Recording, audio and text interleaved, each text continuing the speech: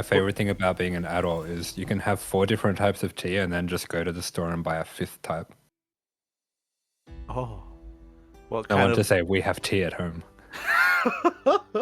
what kind of tea do you get? What kind of tea? What kind of tea? This one's licorice tea. Licorice tea. Yeah. Is it bitter? Is it Not really. interesting? I've never Maybe heard a of little that bit. before. Yeah, okay. Are you fond of licorice on its own, like black licorice, or? No, I'm Okay. actually not. I like aniseed, but licorice is like too much. I was about to say that, like, I'll be honest, I can't handle black licorice at all. I think red licorice is okay, but like black is just Oh, okay. it's too intense. Yeah, no, licorice on its own is a bit much. But I like Yeah. licorice flavored things. Or like Okay. aniseed flavored things. Okay. I haven't had any licorice flavored things because licorice itself turns me off. So I'm like, I just yeah. There's a lot of teas that have like a small amount of licorice mixed in, but it's a little bit unusual to have like just a licorice tea. Okay. Fair enough. Well, as we do cleanse our palates from DKZ versus the Starlight Twinkles, we have a different matchup before us instead. We're going to be kicking things off with ByuN going up against Gerald.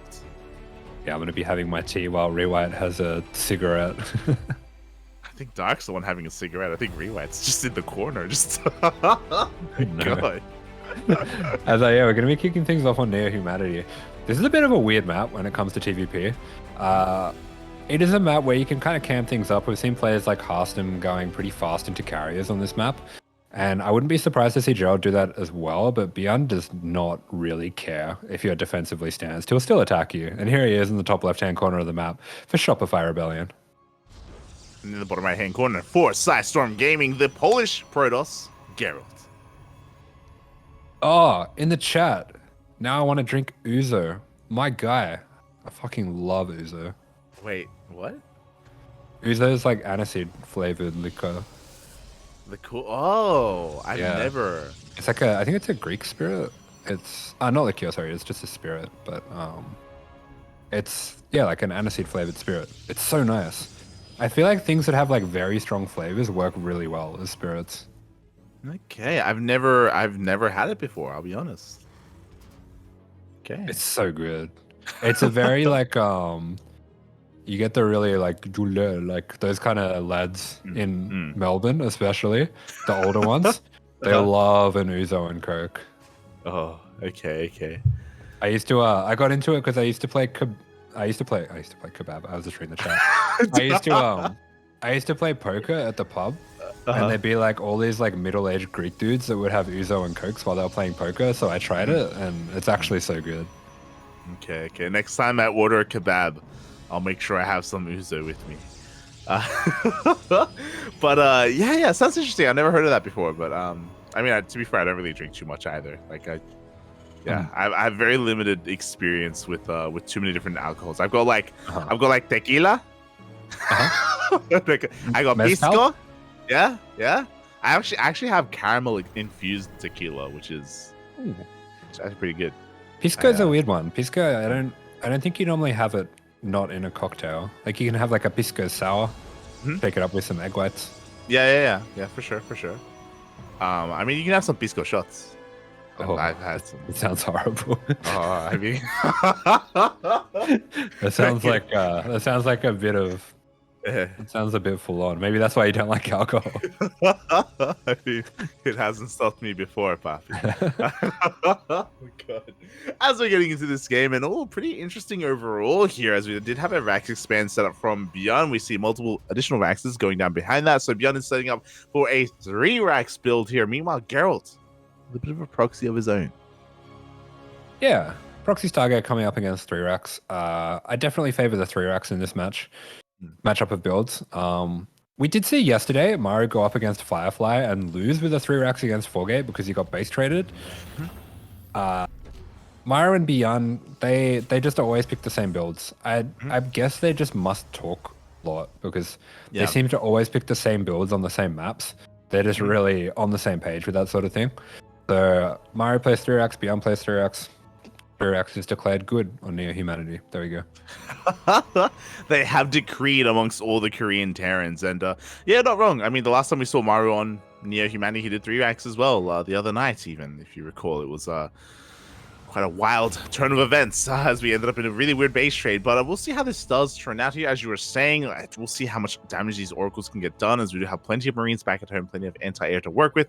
The oracle is now out and zooming its way towards ByuN's main. Yeah, ByuN's kept some Marines in the main, so he should be absolutely fine here.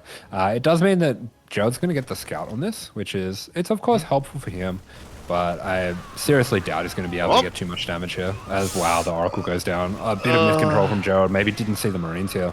Yeah, he committed. I mean, I think he intentionally dove on top of those Marines with the Adepts, actually, to try and overwhelm, but the power of the Marine was a little bit too strong, and yeah, Gerald does lose that first Oracle. Not the best trade. Yeah, this is really rough for Gerald, because usually when you go for a Stargate against a 3-Rex, your main method of defending yourself is partly with stasis traps scattered throughout the map.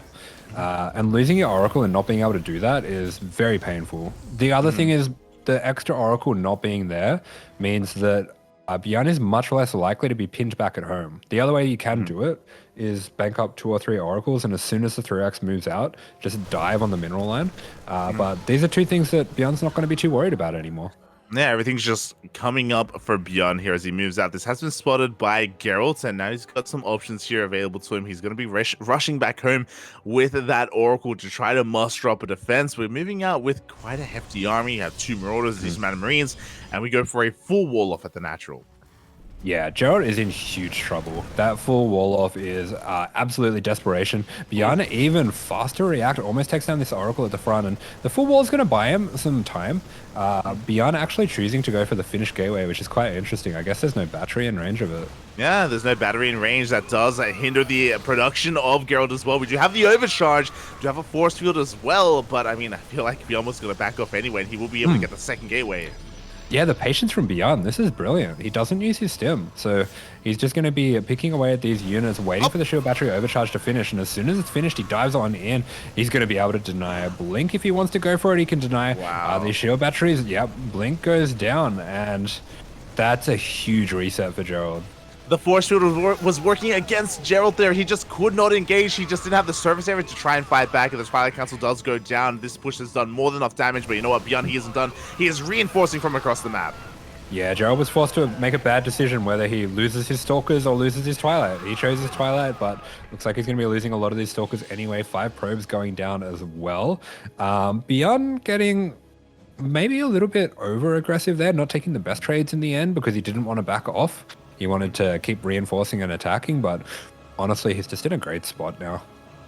Yeah, he really is. I mean, thankfully, Gerald, he did mine out those mineral patches, and he actually does have a 3rd base on the way, or actually it's already done at this point. So economically, he's not doing too badly for himself. But as you were saying, with no Twilight Council, he has no map presence at all. He can't really move out. He can't really assert himself. Yep, and he's just going to skip blink. He's going to go straight into charge, and as much as I understand the decision, this is a death sentence against ByuN. ByuN wants to be dropping you in 3 different places anyway, and without blink, you can't really stop him from doing that. Yeah, I mean, Gerald, I think he kind of has that in mind. I mean, he does have 1 Phoenix, as he did go into that, but it's only a single Phoenix. Like, it's not really it's not really going to help too much here. Oh god, as the second Oracle does go down. Yeah, shake of the head from Gerald there. He knows just how bad that is. He didn't land the Revelation either. So this army could be absolutely anywhere. It could be dropping into his main. It could be hitting the 3rd. It could be at the natural. He has no idea where it is. We see the scan go down, so ByuN will be able to focus down that stasis trap, forces another overcharge, and he can just take out this gate and back off. I mean, he has so many options now. Yeah, he can back off, and it looks like he could even rotate over towards the 3rd base as well if he so chose to. I don't actually know if he's caught wind of that. I don't know if he's aware of that base, but it may not even matter as charge is still not done, and ByuN is going to be able to chip away at that army. Yeah, ByuN realizes charge is not done. He's going to be committing to the fight. These are some great force fields from Gerald, but ByuN with her swift pickup snatches that out of the way, even taking out one of the Phoenix with one of the mines, or almost taking it out.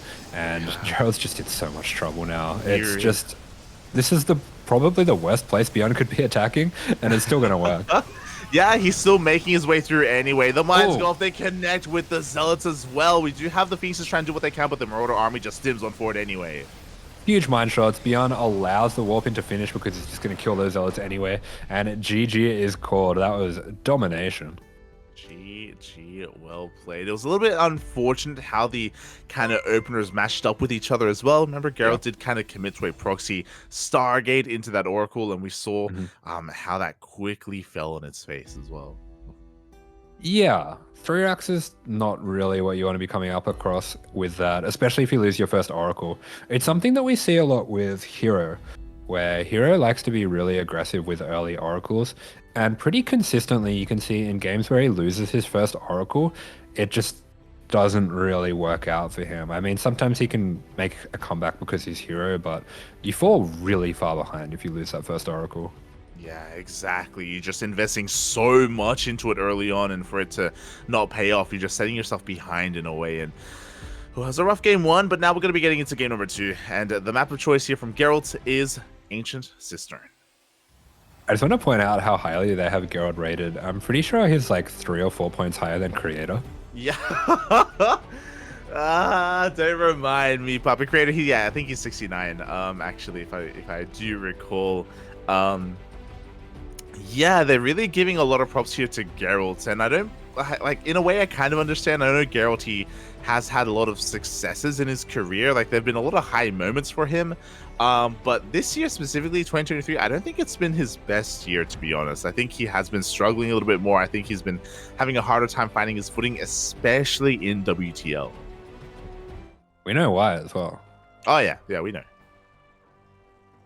Here we go, spawning in the top right-hand corner of the map for Shopify Rebellion. This is ByuN.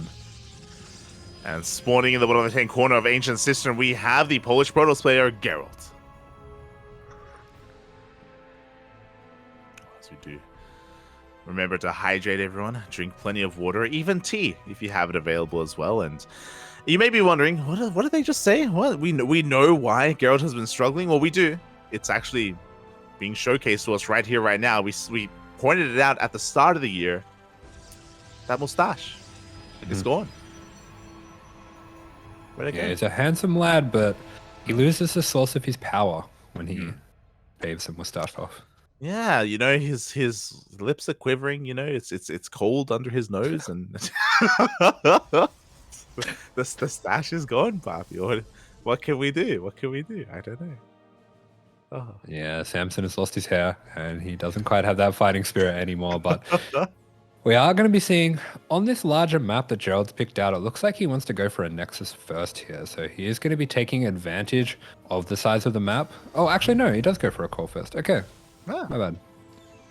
Okay, interesting. I mean, I would have been fully behind you there with that as well. You know, the map is quite large. You know, he's going to have a lot more breathing room. That's kind of my thought process as well behind the choice of Ancient Cistern, because ByuN is so aggressive. Gerald just needs him to back the hell up and just, you know, let him play some StarCraft, Papi. That's what he wants. Yeah, but ByuN, it looks like, unless I missaw it, I think he once again has gone for a Marine opener. Yeah, he has. So I think Gerald, if he wanted to make that read, would have gotten away with going for a Nexus first here, but it doesn't matter too much. Yeah, exactly, as there is no SCV Scout, there's no Reaper Scout either. ByuN does go for the rack expand, and the question is he going to go, for another 3 racks once again? Yeah, I mean, if it's not broke, don't fix it, and I don't know how these Korean players are so good at these metagames, but Gerald goes for Stargate again. So there you go. Oh. Well, thankfully, this one is going to be back at home instead, which we'll see how this works out for him. Obviously, it's going to hit a little bit later, but he will have at least some of his production back at home to help support him in a way. But yeah, pretty interesting how we're just getting kind of a bit of a repeat of game 1. Yeah, indeed. And this time, I think it's a little bit better for Gerald. The fact that he's got his Stargate at home means he's a bit more likely to go for Phoenix, maybe into Colossus. And if he does stay on 2 base and get that Colossus out, he's got a better chance of holding this and stabilizing into a safer game. But at the same time, this is still pretty scary. I mean, this is ByuN's 3-Racks we're talking about. He's such an expert when it comes to these mass Marine builds, whether it's 3-Racks, 2-on-1. He's just really, really good at this kind of play. Yeah, he's really decisive as well, as we saw even in that last game. Decisive doesn't have to mean aggression. It can also be just his ability to, hold on to those stims and be patient with his play and then eventually go for the kill when he sees an opening. And as you were saying, it is not going to be an Oracle first. It is going to be a Phoenix first here from Gerald. With that, he will be able to get some scanning information. He will have a greater map presence overall. He can chip away at the armies that moves out, and he does spot the Raxes. Yep, and there's the Robo. Wants to win, puppy. Oh, he knows what he needs to do. It's the only way, Bobby. It's the only way. But ByuN, this is a killer instinct that he has, and it's also just his general knowledge of the game. He's just so good at adapting to the situation. The second he sees a Phoenix, he immediately moves out. So he is going to be hitting early, but it's because he knows that he's up against Stargate, and there's not too much danger of getting kited across the map by Blink Stalkers or anything like that. Yeah, we've been talking about it before, but against the 3 racks, typically Blink Stalkers can chip away this army and slow it down, but the last Phoenix is going to have a harder time doing that. As you do see the army turn around, almost does snipe one of those Phoenixes, but it will survive. A couple of Marines do get picked off, and ByuN is just forcing a reaction, forcing warp-ins. He's even forcing an Immortal out of Gerald. Yeah, and I mean, the reason he can do this early move out is because... the reason he wouldn't normally be able to do this early move out is because he wouldn't have stim, but there you go, stim going to be finishing up now. He checks around for thirds, doesn't see any, so I think he will be looking to be a little bit more conservative, at least until his Marauders arrive. Yeah, exactly. Should be aware that Colossi are on the way. We did see a bit of a supply block, and he will catch wind of this third, but he is going to be denying it. Yeah, third's not going to be happening, but all in all, as we're saying, Colossus comes out, so Gerald will be safe. He will be getting into a later game, and he will be able to, play his game a little bit, play some StarCraft, if you will. Some StarCraft. Let's go, Poppy. Let's go. The first Colossi is out with this. It's going to be difficult to break Gerald here on his 2 bases, but again, ByuN doesn't have to force the issue, and there we go. We have a third CC on the way behind this for ByuN. He is looking to transition. Before that happens, the Marines are looking to find some damage, and they are chipping away quite heavily at this gateway. Ooh. Yeah, ByuN's so aggressive, even though he doesn't want to commit the stim. Oh, and he's going to dive on this Colossus. The Colossus does make it back to the shield charge, battery overcharge, but not without a story to tell. Jesus, that was terrifying. It's like you're it's like you're chasing someone down, and then suddenly they turn around and whip out a knife. It's like, oh my god. Yeah, I hate it when that happens. It's more often than you think. Really? Where do you live? Don't worry about it, Poppy. Don't worry about it. Like, Western Sydney happens every day. True, Poppy. True. He knows. Doesn't have any guns down here. It's all knives. So the Colossus count is going to get higher and higher. We've already reached the 2 Colossus count, now working towards the 3rd. And yeah, with this, Gerald, he's going to be able to actually get into his own game, actually work towards getting his third base saturated. Let's go. Yeah, he gets himself into a pretty solid game state. I think ByuN still is slightly ahead, but he's not just getting destroyed by the 3 racks, which, yeah, I think he did just get unfortunate with the build order matchup that it was a proxy starpod the first time. ByuN, he's not going to mind this kind of game state though. He, along with Cure, when they're facing Phoenix Colossus, do like to just pump medevacs and just be multi-pronging, dropping everywhere on the map, just constantly putting the aggression on, and it's a very fun playstyle to watch. Yeah, exactly. They're just so good at it, and it's not like, the 3-axe is designed to kill, and if it doesn't, then suddenly the Terran's in a bad situation. No, it's fine. ByuN, he can transition. He didn't overcommit. He lost a couple of Marines trying to dive on that Colossus, but oh my god, he makes up for it here as he does catch some of those Phoenix. Yeah, really good movement, really good attention to detail as well. ByuN playing really quickly here. He's going to be trying to take out the Phoenix. He is just all over them. There's just no safe space on the entire map for them. It's one of those things where Phoenix is supposed to be giving the Protoss map control. Does ByuN know that? Does he? But instead, it's him with everything just forcing these Phoenixes back home. Instead, Gerald having a really hard time asserting himself. And yeah, ByuN is even reinforcing from across the map. Yep, and Gerald, he's got his 3 Colossus, but this is the way that we see a lot of the Europeans play this Phoenix Colossus style, where they are very scant on the gateway units for as long as they possibly can, and trying to get into very good economic positions, and it does create some scary moments.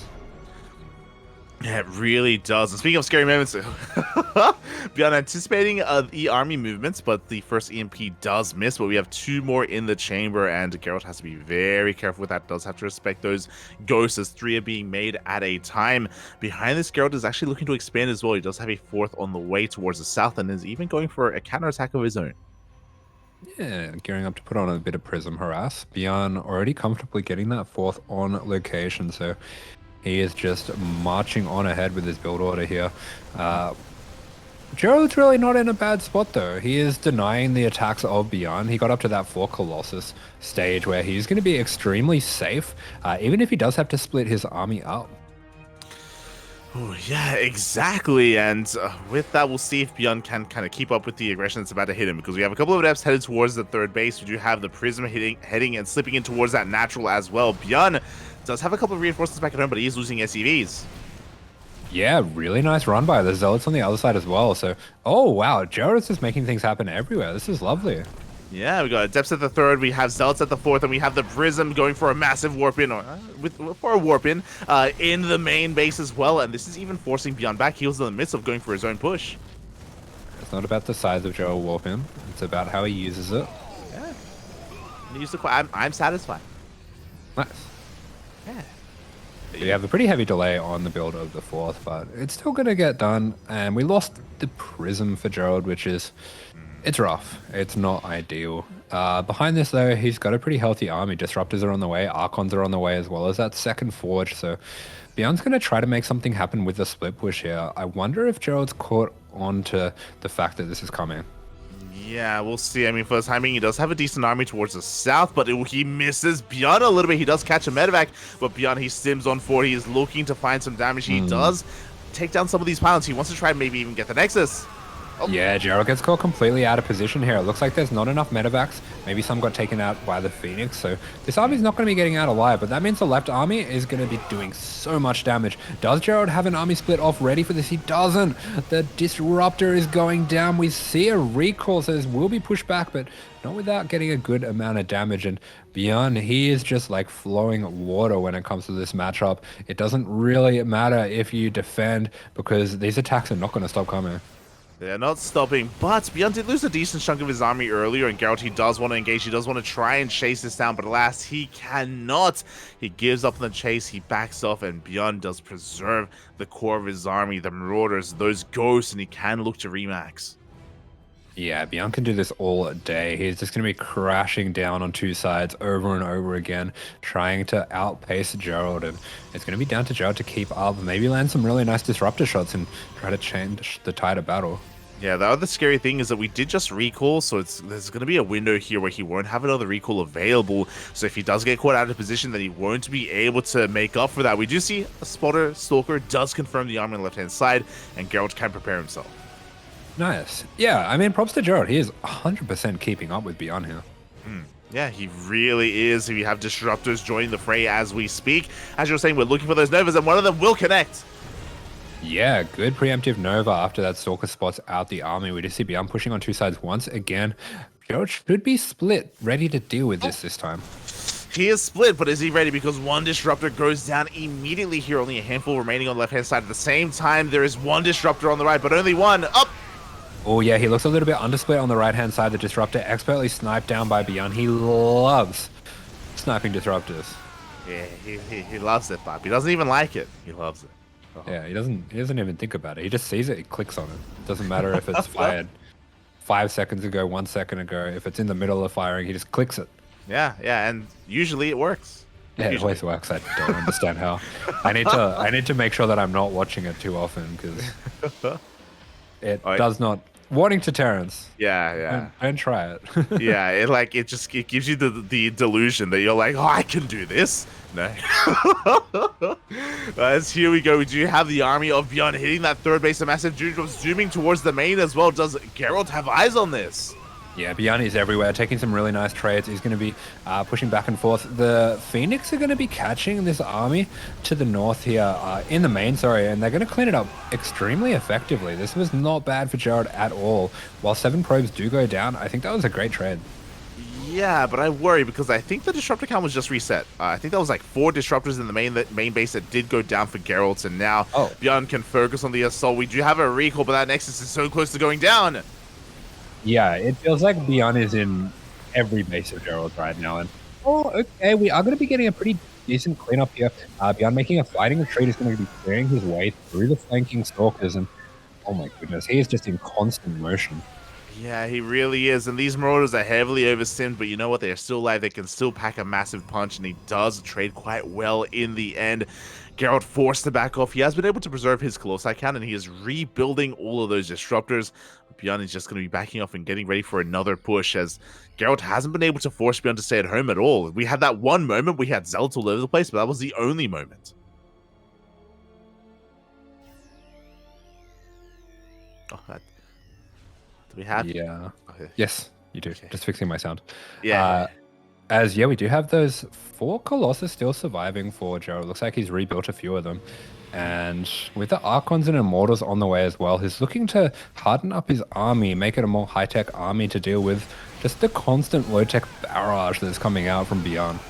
Oh, yeah, exactly. As another Nova goes off. Does whiff, though, but it zones away the army. ByuN getting ready to dive at a moment's notice, but he will back off. He will respect the position of Geralt. And now we have Lib range on the way. Liberators are soon on the horizon, and then that will change the dynamic of this fight. Geralt not quite set up to deal with that. Yeah, ByuN, he loves his medevac split pushing, but begrudgingly, as the quality of Gerald's army does improve, he is going to start to go into high attack. Yeah, he doesn't want to, but he has to, and he will. You know, he's willing to comply, get into those Liberators. But the split pushing is not stopping. Massive Mind Shot will go off on some of those Archons. We do have, Geralt's quite out of position, actually.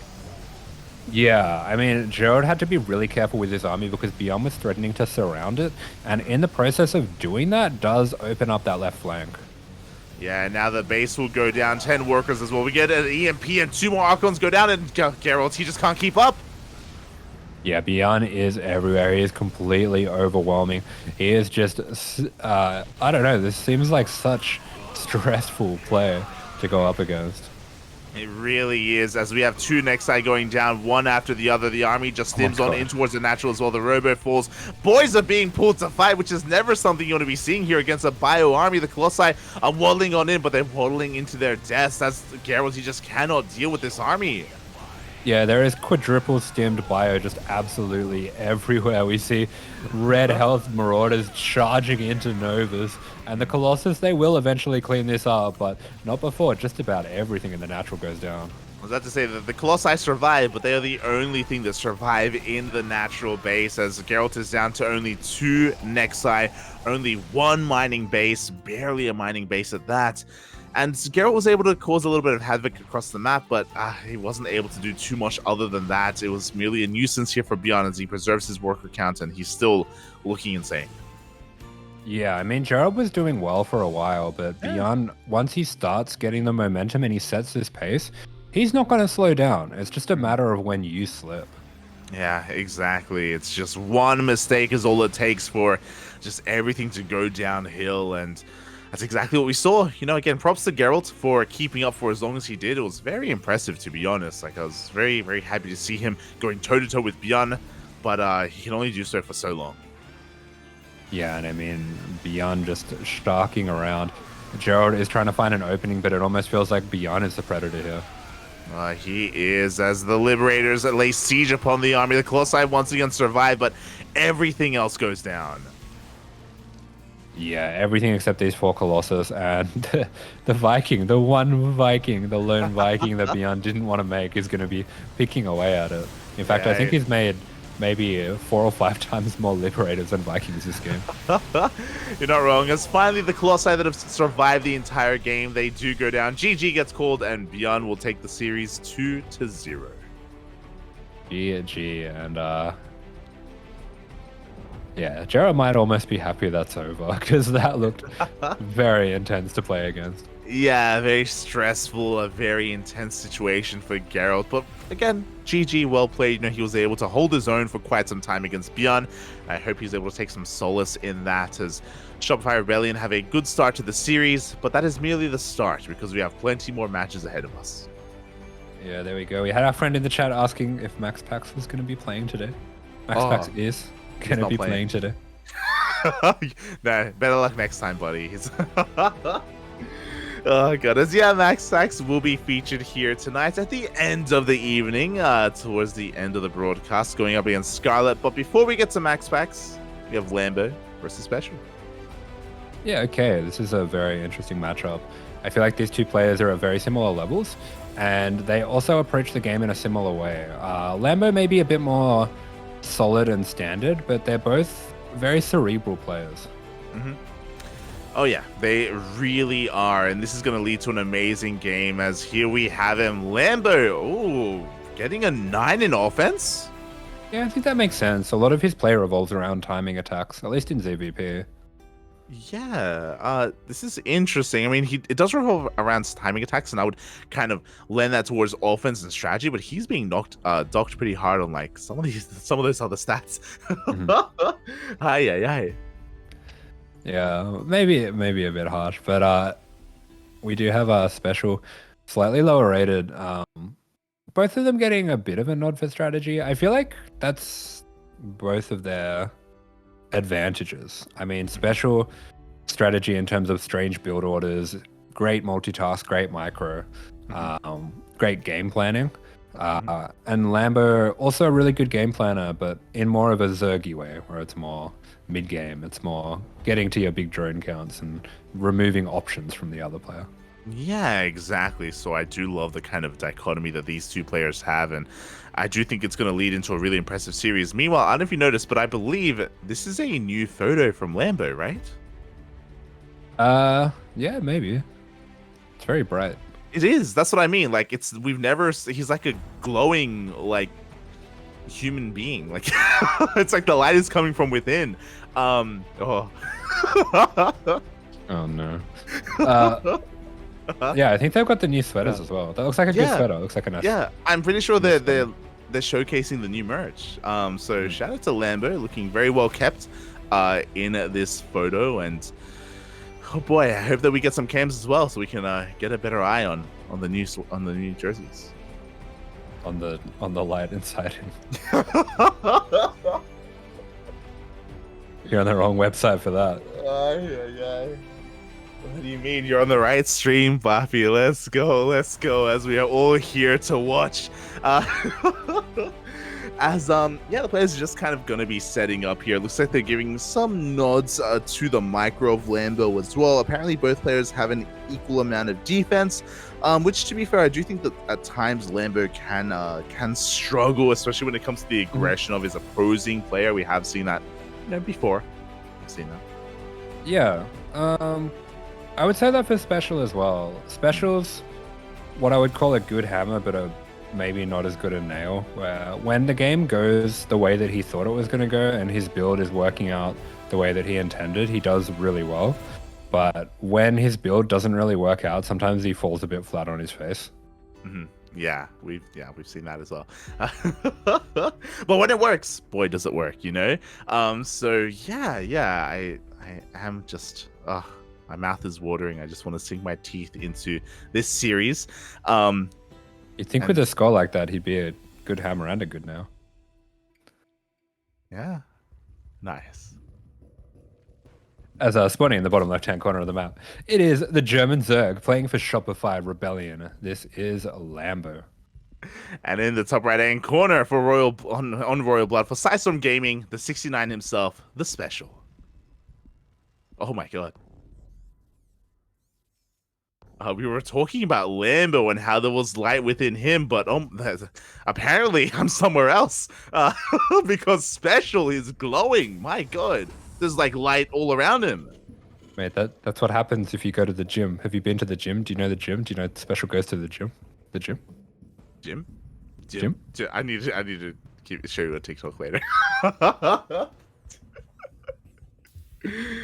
Oh my god, but Yeah, special. The lighting in this room, he's just surrounded by it, and I hope it doesn't disturb his play. I hope it doesn't get in his eyes as he's going for the ByuN opener. Yeah. Well, I don't want to call this the ByuN opener when Special's doing it, because Special's been doing this for a long time. That's fair. That's fair. That feeling when you've been doing something for so long, but someone more popular does it. ByuN does it. It's like, yeah, wow, ByuN invented this crazy new opening. Special's like, every time I told someone I was good, they were like, "You're just an NA player. What do you know?" This is kind of honestly, this is kind of like the Eric doing the 15 build? hatch. Yeah. Yeah. Where Eric, he's been doing it literally since like the start of the COVID era of StarCraft, like 2020, and no one paid it any mind. And now suddenly it's all the craze. It's like, God damn it! Like, he's been doing it for 3 years. Yeah, I feel like Special might have even been doing this for longer than that, but yeah. As you're saying, it's a lot more popular these days. ByuN has popularized it with a lot of the maps being a little bit better in terms of wide open jump spots, particularly maps like this one where the jump spot's really far away from the ramp, or Ancient Cistern as well is really good for it. Yeah, 100%, and we'll see how this does unfold on this map. As of course we are just investing into 3 Reapers, but no, never mind. We have a third Rax being thrown down behind this. Yeah, okay. This is so strange. Unless he's just going into a 4-ax. Yeah, no, he must be, because he's getting the add-ons. Yeah, I assume so. I assume this is for a 4. There we go. We have the 4th Rax on the way as well. Fun fact, I actually hit this on the ladder today. Oh, I bet. Yeah. It's been making the rounds, Boppy. It's been making the rounds. Yeah. I tried it a few times. I tried it for the first time without having practiced it in customs and beat a 5-3 circ. So it's pretty good. Oh, smooch, Boppy, smooch. But yeah. Again, this is kind of a. I still want to say that the ByuN's one of many variations here of a 2-Rax opener. No, we can call this a ByuN build. This is a ByuN build. There we go. The ByuN build at its fullest. It is, of course, a 2-Rax into 3 Reapers to assert yourself, to get map control, to get a little bit of damage, of course, and to follow it up with a very heavy bio push. Yeah, this is a really strong push. You also have options here. A lot of Zergs have been skipping Bane Nest to hold it without getting too far behind. And we have seen ByuN sometimes going for an SEV pull just to punish that. I feel like that's well within Special's wheelhouse. So that's something I'm going to be looking out for. Yeah, exactly. I do recall it as well when ByuN did initially pull those SCVs when pulling off this build, and it works surprisingly well. You very rarely see SCV pulls against Zerg, but specifically with this build, it can work wonders. But we'll see how committed Special will be with this. Yeah, as the timing for the attack is starting to loom here, and he's not taking an extra gas, so that leads me to feel like he will be going quite all in with this. And he's doing a good job hiding it as well. He's being very active trying to deny these Ling scouts. Yeah, the Lings, they just haven't gotten close to the natural. We do see Special just purposely keeping those Marines back for the time being. Meanwhile, Lambo, he's droning up to around 45, which I do think is an acceptable amount of drones. He has a Bailey Nest on the way. His Queen count's getting high as well. Hopefully he just doesn't drone up too much more than this, because he will need an army. Yeah, okay. Third CC comes down for Special, so that's strange, but he is going to be transitioning a little bit more quickly out of this. Sometimes we see the factory earlier, but he is going to be prioritizing transition out of this, so definitely no SEV pool.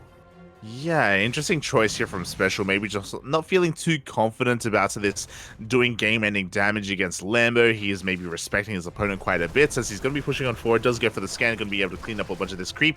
Bailings are on the way, and all Lambo is supply blocked. Yeah, gets the creep, gets the overlord as well. Lambo's Bailings are coming at a perfect time. He will be able to stall this out without losing too many drones.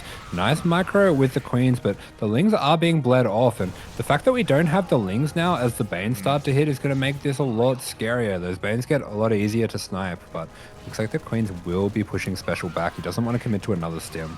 Yeah, very patient play out of Special. He didn't go for the stim. He will back off. He got some damage and shaved off some of those Lings, got some Queens as well, but wasn't able to do any critical damage.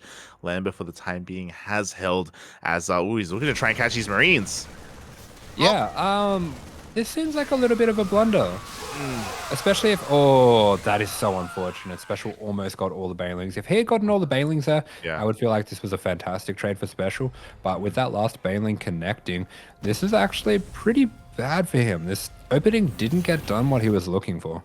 Yeah, I completely agree. Like, when I saw this around, I was like, do we really want to do this? Like, I feel like Special is going to be able to snipe every single one of these Banelings, and he almost did, but towards the end wasn't able to pull it off, and now as a result, suddenly Lambo has the map control. He's looking to catch these Marines out once again. Yeah, that felt disrespectful, I'm going to be honest. And that did as well. He actually lost a lot of Lings there. That was not a good trade. Oh my god, as he does end up connecting with those Marines. And I understand what you're saying. It's always really risky to move out with slow Banes off of creep to try and catch these Marines. It is a very risky move to go for and can be punished quite often. But so far, Lambo hasn't been punished. Yeah, that's right. And Special bleeding out a lot of these Marines to the Banelings. It's going to be very important for him to try to continue to be active with these units as well. But he does have his 3 bases up and mining, and Lambo hasn't had the room to drone really until now. So the economy is looking quite good for Special. Yeah, he's kept up with the worker count, which tells me that he's ahead due to those mules. Lambo just focusing a little bit too much on his Ling Bane, but now he's going to be able to get back into droning. We should be seeing another hatchery thrown down soon, momentarily as well, as he tries to catch up on those upgrades. And yeah, things should be slowing down a little bit, despite that Special being quite active here with this double drop. He wants to find some more damage. Yeah, he's going to try to jump on these queens. Looks like Lambo has enough to deal with this, but yeah, I think those early incursions off creep are punishing him a little bit here, where he's had to remake that Ling Bane instead of droning. Oh my god, meanwhile, mine shots do go off, and a massive amount of Lings do fall to said mines. Does end up cleaning up the mines in the end, but... I guess that's worth it to take out the mine, but that feels pretty scary right now. I mean, Lambo doesn't have that many Banelings. Yeah, exactly. Especially because he's been spending his gas elsewhere. We have Overlord Speed on the way. We have a Hydrogen on the way as well. And Special is not done. He's going to be clearing up some of this creep here on the left-hand side, but we do have Ling Bane to meet him. Yeah, Special is so aggressive. Just these tiny little groups, these little drops. He's going just balls to the wall straight onto creep, trying to take fights here. And I think once he does have those Widow Mines coming out, this is going to be really effective. But until then, it's just kind of crazy, actually. Yeah. I mean, I understand, though. Like, it feels like he has a lot of pressure on him to just keep up the momentum and make sure that Lambo isn't freely droning. And as a result, he hasn't been. At this point, he is going to be reaching that around 80 worker count, but it took him a while to get there. Yeah, this has been a lot of pressure that Special's putting it on, making it a very mechanically demanding game. The mine is going to get another good hit. Decent drags from Lambo, but all of the Banelings going off on the Marauders, and feels like Special is actually starting to break through on the flank now. Yeah, but we have reinforcements coming in, and it looks like Special is going to be forced back on the right-hand side. Towards the left, though, it looks like Special is going to be finding a lot of Queens. Yeah, 4 Queens are going to be going down, and that means his base is exposed. Lambo does finally get back there in time, but his Banelings have run out on the right-hand side. These are not going to be good trades for these Lings, and Special's multitask is really being shown off so well right now. Oh my god, you know what I just remembered? I didn't predict. Feels bad. Yeah, I feel too busy. I predicted the second half, but I was too late to predict the first half. Yeah. Today was just too intense. There was a lot of casting going on. But here we go. We do have Lambo on the right-hand side trying to catch this army off of creep once again, but no, the reinforcements are just too good. Yeah, Lambo's been venturing off creep a lot, and it hasn't really worked out too well for him most of the time. We do have a Special putting the pressure on. He's just running himself straight into creep, and there's not really enough Banelings to punish him. That bio actually traded quite well, but oh no, the medevacs are going down. One of them already going down, filled with bio, and Special's lost a lot of momentum now. He could be in some trouble. Yeah, exactly. The Hydras do power on through. The Ling reinforcements are enough to overwhelm the army of Special. And as you were saying, Special is on the ropes right now. It looks like Lambo's going to back up. He's going to consolidate his army. He needs to build up some more Banelings. But for the most part, Special did lose quite a lot of his army. Yeah, he did. And Lambo, for the first time in about 5 minutes, has a moment to breathe. Yeah, he does. And with that, he can respread his creep. He can saturate his bases. He can look to take another hatchery, which he is, as we are saying. is a little bit behind him with those upgrades, so maybe Special can make use of that, as you know, that moment to breathe is slowly coming to an end as Special is moving out again. Yeah, he is, and he has 2-2 now. The 2-2 of Lambo is a little bit behind, so there's a very small window here where Special can take some fantastic trades. Lambo's setting up a little bit of a run by here, but Special's straight back on the front foot. Yeah, he really is. The mine shots once again connect. Oh my god! Two of those mines were juicy. The third one not too bad either. Yeah, really big mine shots. The run by of Lambo doesn't do too much. We see the supplies tied up once again. Special going to be getting some decent trades, just trading out single Marines for Banelings. Always going to be nice for the Terran player. And this 2-2 is being used to great effect. Lambo's 2-2 is about to kick in now, and I think with that, he's going to look to take a fight, but the mines have recharged. Yeah, they have it reset. They're ready to go once again. This center base of Lambo. Lambo has been contained to 4 bases for so long, he just can't get a 5th up. Yeah, he is really struggling now, and these Hydras, they just don't have the meat. They don't have the Ling Bane to support them anymore, so Marines are going to make quick work of them. They really are. We do see Special being forced back once again, but he's pulling the army into the minefield, but the drags. Yeah, beautiful drags from the Overseers. That was really nice from Lambo. And he does take out 3 medevacs as well. This is something that makes these Hydra armies so scary, is if you even slightly overcommit, you're losing medevacs. And losing medevacs in this matchup can be the difference between winning and losing.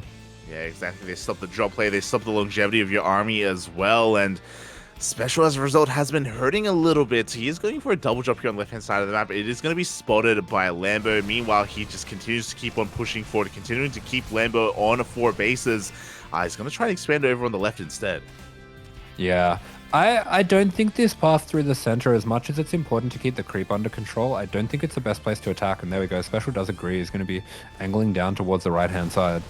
Yeah, I mean, earlier he was denying a hatchery, to be fair, but now the hatchery isn't there. He can focus elsewhere, clearing up a lot of that creep, as you were saying, but we do have Lambo going for his own counterattack on the left. Yeah, Lambo's finally gotten enough army that he can start to split some off and go for a counterattack, and this is going to be a very effective run by with the Lings, and Marauders do slow it down, though. Okay, great defense in the main for Lambo, but my goodness, these mine hits have just been insane all game long. They really have, but damage is being dealt. 13 SCVs do go down. A couple of Banelings do roll towards that 3rd base as well. Is Special looking? Is the Observer looking? Ah! Oh, doesn't want to see it. We don't care. We don't care, Papi. I think only 1 SCV went down, so it's okay. But Special, his force on the right-hand side is still looking very powerful as he catches 2 more Queens. Yeah, Queens will be going down. It feels like Lambo's finally got some momentum on his side, but Special does not care. He's going to be continuing to push in, try to find some damage. He keeps that dropping the main partially alive, and he is going to keep denying this 5th on the high ground, but Lurkers are out, and that spells the end to this kind of play of Special. Yeah, we have survived long enough to get to the Lunker play, and with this, Lambo is now safe and secure. On top of that, he was able to squeeze out a 5th towards the left-hand side. It is now up, fully operational, and Lambo has been having a hard time getting into his economy this game, but now no longer is the case. Yeah, the drop in the main is cleaned up, the Lurkers are out, and this is where Lambo can breathe a sigh of relief. He has the control of all of his bases. He has the momentum. He is maxed out, and Special is falling behind as we speak. He still has a decent bio army out on the map, but is still struggling to recover after all those losses earlier. He actually hasn't been rebuilding the SCVs that he lost earlier. I will say this is one of the big advantages of playing such an aggressive bio style for Special, is the creep is still behind the halfway line. Yeah, you're not wrong. Because of that Lambo, it's going to be difficult to really assert himself on the map and really move out as well and actually catch an eye on the army. Meanwhile, the aggression doesn't end. Liberator sieges up on the right-hand side. Is going to be able to take down the Queen. Will eventually fall to this Spore as it will get picked off. And again, Lambo has been having a really hard time moving out past that halfway point, as you were saying. Yeah, now Lambo is sharking around. He's looking for this army. Special has to continue to be aggressive. Oh, no! Just because he doesn't have anything for the Lurkers. But the Lurkers, the Banelings from both sides, they just destroy everything. And GG.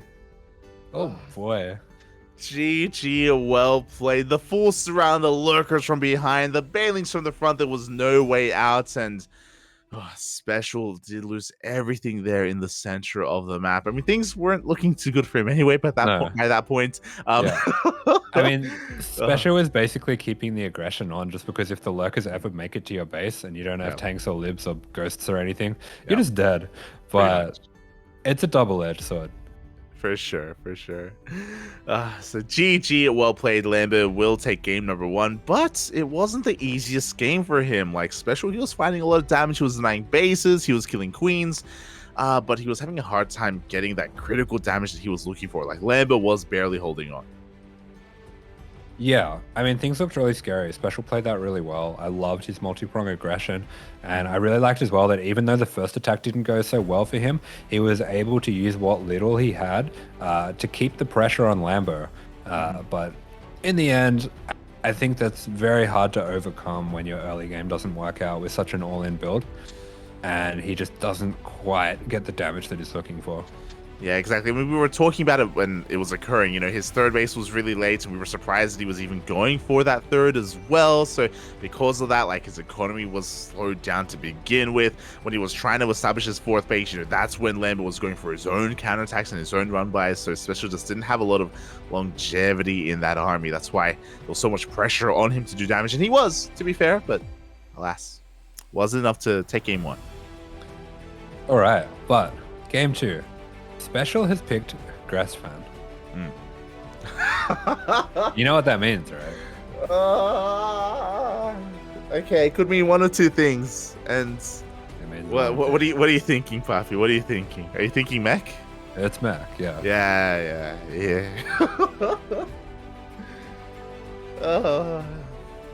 Now, what kind of mech, though? What kind of mech? That's the question. That's the real question.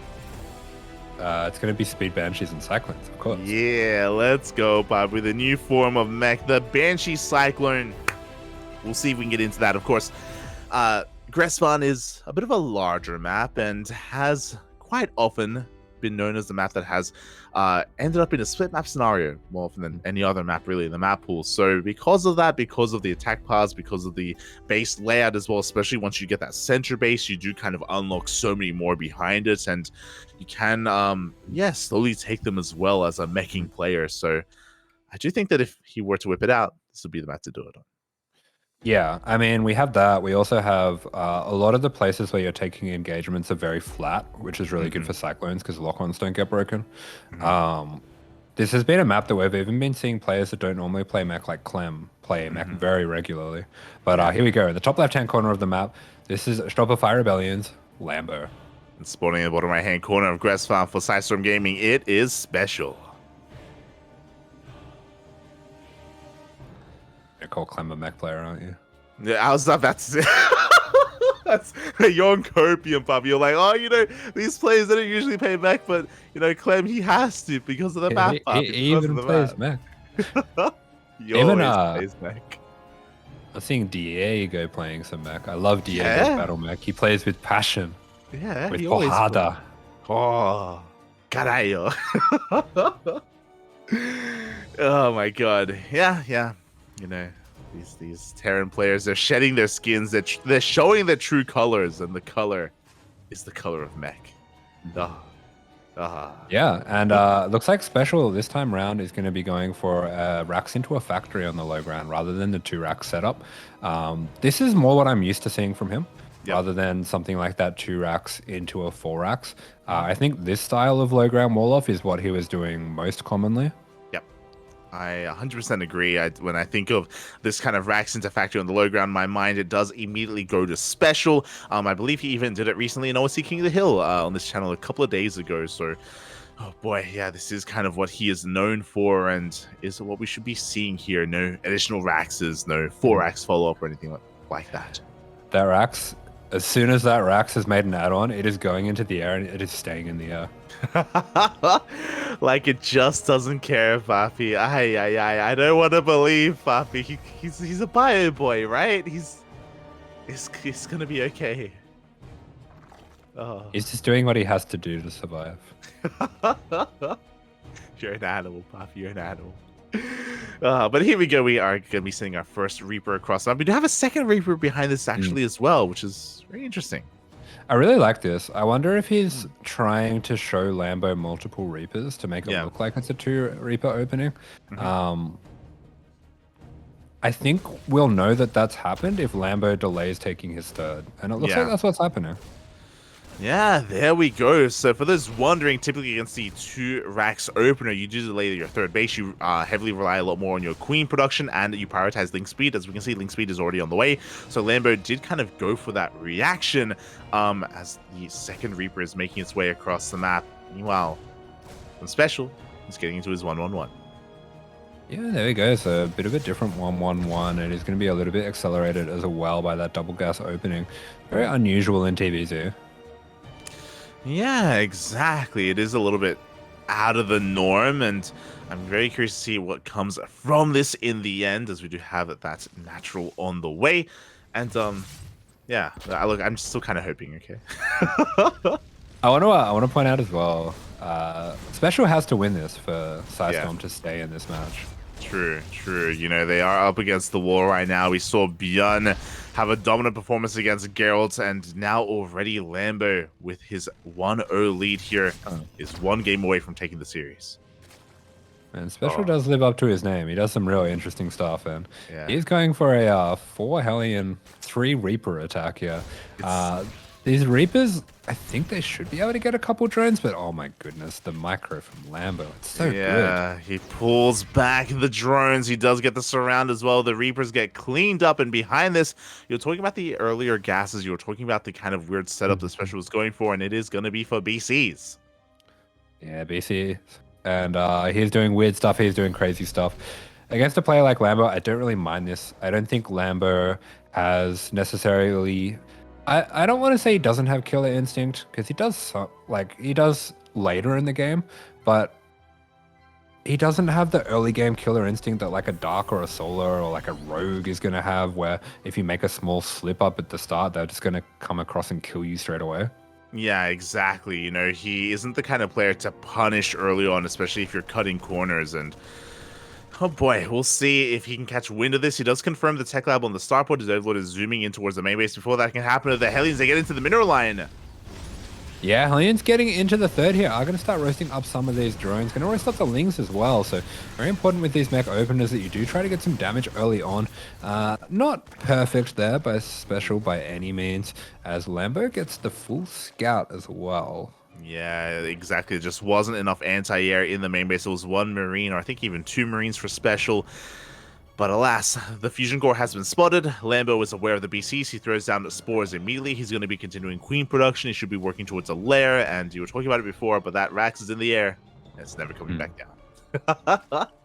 Yeah, extra factories are on the way, as well as extra gases. I'm seeing this as a very rough game for Special, to be honest. This opening didn't work out too great. Because this BC was bound, he has to go for a very conservative teleport here. He should be able to get a few drones, and he's going to time up the Hellion dive at the same time as well. Yeah, and he needs to do damage. We were talking about it earlier, but the Reapers weren't too successful. The initial Hellion dive wasn't too successful. You know, the BCs have been scattered as well, and we can see 4 drones go down, which isn't too bad here, but the Hellions are being cleaned up for the most part. Yeah, good Ling micro coming out from Lambo pushes this back. He is going into roaches as well. I'm a little bit worried at how much damage Special has taken, that he might just die to a roach corruptor all in. Yeah, I can see that happening as well. We'll see if we do head in that direction for Lambo, as Special is working towards a Hellion Cyclone composition here, a more battle mech style to support his BCs, bearing in mind as well that he has stopped BC production. He didn't commit into Yamato or anything like that, so it's only going to be the single BC available for Special. Yeah, that's quite interesting. That's quite unusual, especially with BC mech to not commit so hard. Traditionally, this does get punished by Stormhost, but I guess Stormhost is not that heavily in the meta. Yeah, exactly. Even if it is a good counter, it's just not really utilized too often nowadays. So we'll see how this can work. Lambo is throwing down a Spire. Of course, he doesn't know if we have BC commitment or not, so he's going to have that tech available if he does require it. Special does just only have that 1 BC on the map. Behind this, Special has been going for quite a number of Hellion run-bys, but he hasn't found too much success. He's been getting a couple of drones here and there. They have been lining up, but oh, the Hellions get surrounded. Yeah, I mean, this is almost becoming a bit predictable for Lambo, and he's doing a really good job of having Lings ready whenever this happens. Behind this, he is going into that red speed +1 attack for the Roaches as well. So I think he is going to be looking to get a little bit aggressive with those. Yeah, I believe so as well. We'll see at what point Lambo does cut drone production, as he's droning up quite heavily. He's actually working towards 80 workers, so he's going to have a very solid economy. Meanwhile, Special is kind of running out of Hellions, but he does have a couple of Cyclones as well. He's going to be trying to push through the center of the map, maybe to try find some straight Queens or Overlords. The BC does rock up, and quick pull away from Lambo. Yeah, nice job from Lambo. Just 2 drones going to be going down. Special does get that BC out of there. It's super important that he keeps that alive, and he will be clearing up some creep, which is really useful for him. It looks like Lambo, yeah, going to be going into a higher drone count. I do remember seeing a lot of games of his where against mech, he would just go to 90 drones and just go Ravager Bane and just smash into the bases over and over again. Yeah, exactly. You just trade constantly and you deny bases. You keep the economy of the mech player in check and vulnerable and low as low as possible. And that could be what Lambo's going for here as he continues to drone up, actually. Special looks very vulnerable right now. I believe these are his first tanks coming out. And Lambo, I'm guessing he's done droning for now. Special's going to have to make sure that he's keeping pressure on with these units and also not losing them too cheaply. Oh, exactly. As he does force a cancel on that 5th base. Nicely done, but at the same time, you're just talking about the Lings. They're looking for a surround, and these Cyclones are going down. Yeah, this is really good micro by Lambo. Very impressive stuff. Yeah, exactly. At the same time, we have a Hellion run by, but no, the Queens are in position. The Hellions do go down. More Cyclones fall across the map as well. Special just doesn't really have much to work with right now. Even the BC gets caught. Does thankfully have a teleport available. Yeah, Lambo looks bulletproof right now. I do feel like he's a very strong player when it comes to going up against Protoss, going up against Mech. It's more against the characters like Clam or ByuN that he does have a bit more trouble. But he is just dealing with this really brilliantly. He knows exactly what to do. Yeah, very slow, very methodical, is able to kind of predetermine what his opponent is even going to do as well. And as a result, Special just hasn't been able to do any counter damage at all. Lambo has maxed out. He's got Ling Bane, Roach Ravager, Corruptor ready for this. Bathing Speed does finish up just in time, and now Lambo can lay siege upon that fresh 4th base of Special. Yeah, last Hellion run by that is headed to that 3rd base. He's going to get shot down. I mean, Lambo, he's pretty all in with this. He's only on 4 bases, but I could see this doing very well as he's going to be crashing on in, taking out everything in his path.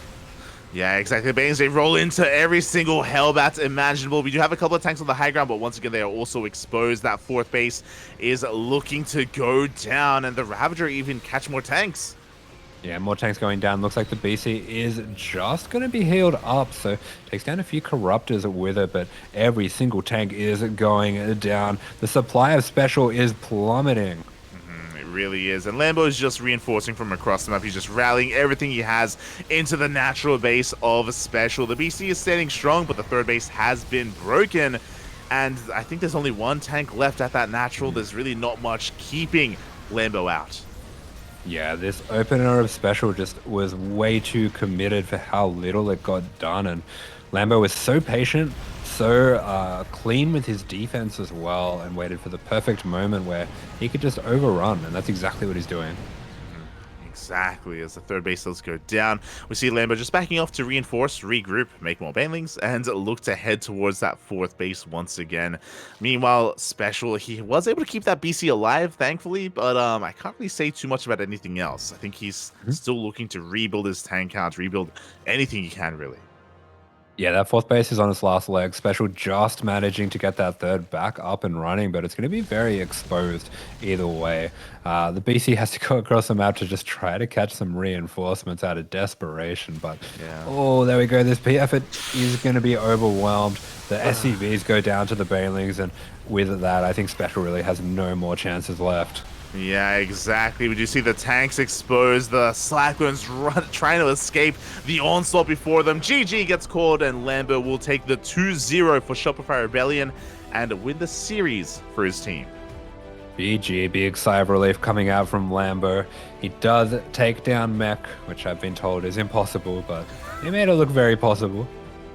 You've been talking to Chappie too much, mate. True. But GG, well played. A very clinical performance from Lambo, especially in Game 2. Game 1 was more up in the air. Game 1, even though the opener of Special was a little bit rough, like, he made a game out of it. You know, he made it close. He was all over the place. He was getting damage done. Game 2 was a lot more clear cut. Lambo was having a lot more, or he was a lot more comfortable against that mech style of Special. Yeah, we can see chat catching on to this as well. I think if he was able to take one game there, or if Gerald was able to take one game there, we would have a pretty good chance at an ace match with MaxPax pretty heavily favored, I would say, against Scarlett. But as it stands, Rebellion are up 4-0. Yeah, there are very few players out there that MaxPax isn't favored against.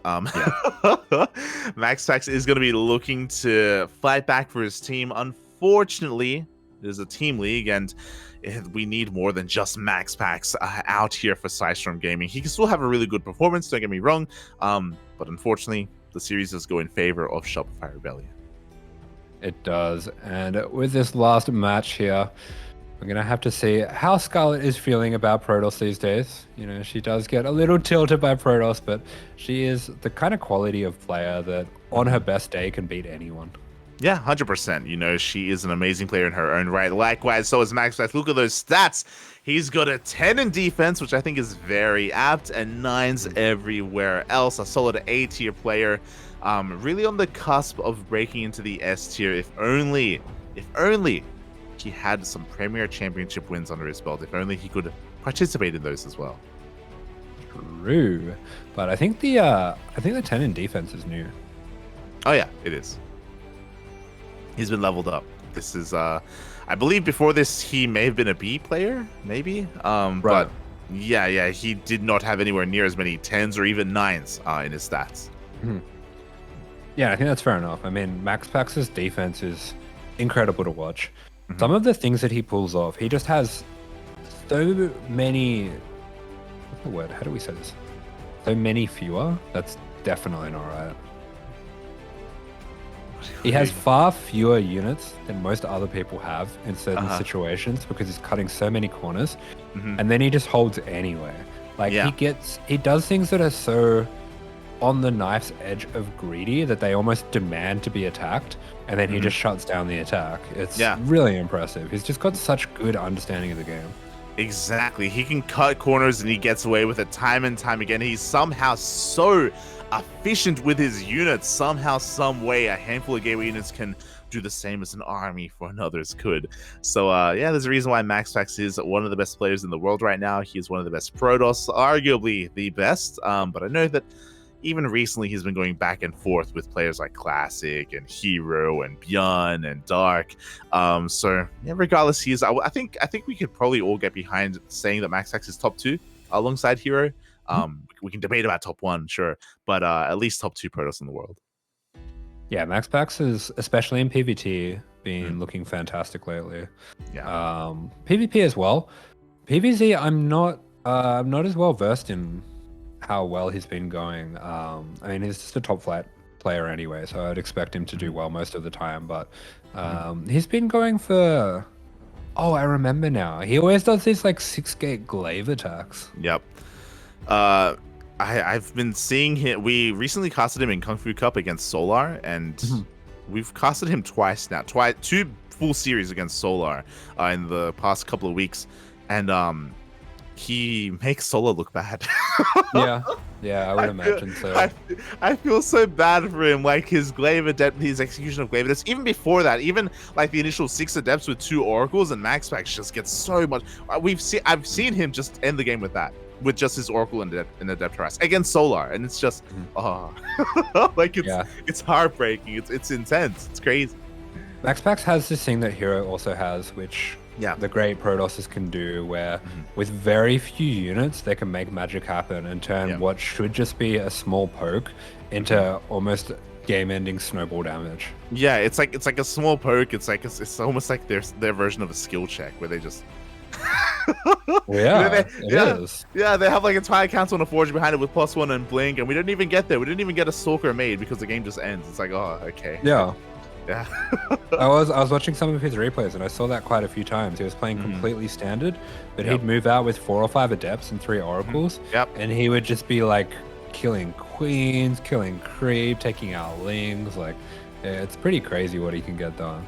Yeah, exactly. So we wish the best here to Scarlett, as she's up against one of the best Protoss in the world. Thankfully, there's very little pressure on her because Shopify Rebellion, they've already won the series, so that the onus won't be on her to try to like clutch it out and force an ace match or deny an ace match or anything like that. So she can just focus on her game, focus on her play, and yeah, I'm really curious to see what she can bring to the table because she hasn't been looking too bad either. It's just I have noticed when it comes to Protoss players, like she looks good against like Trigger, for example, or even Estrella. She can go toe to toe with him, but against the best of the best, I think of Hero, MaxPax, and Classic, it can be a bit of a different tale. Yeah, but here she is in the top left-hand corner of the map for Shopify Rebellion. This is Scarlett. And in the bottom right-hand corner of Gressvan for PSISTORM Gaming, MaxPax.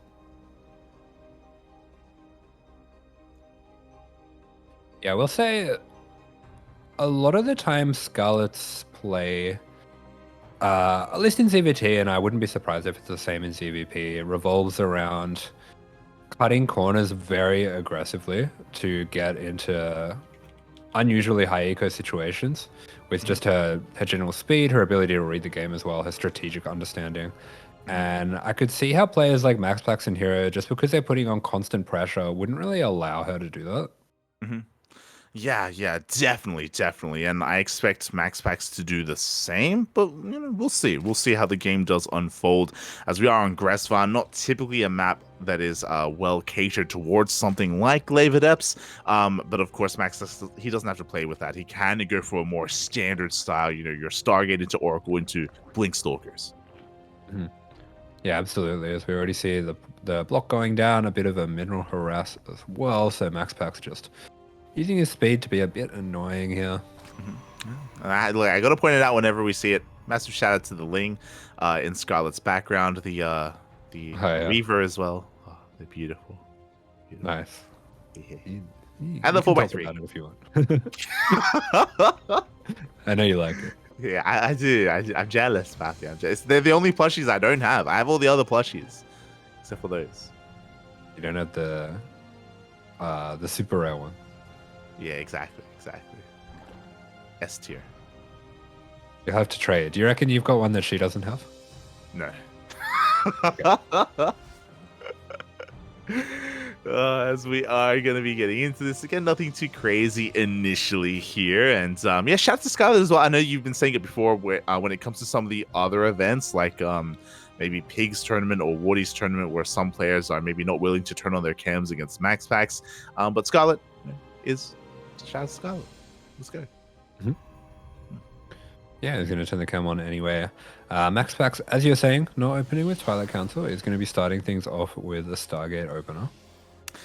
Yeah, exactly. Standard opener here from MaxPax, going into the Stargate, soon to be an Oracle. The first Adept is zooming across the map to scout, to be a little bit of a nuisance. Shouldn't really get too much damage done, but will assert itself here in between the bases of Scarlett, specifically between that third and the main and the third base, as does get even an eye on the overall drone count.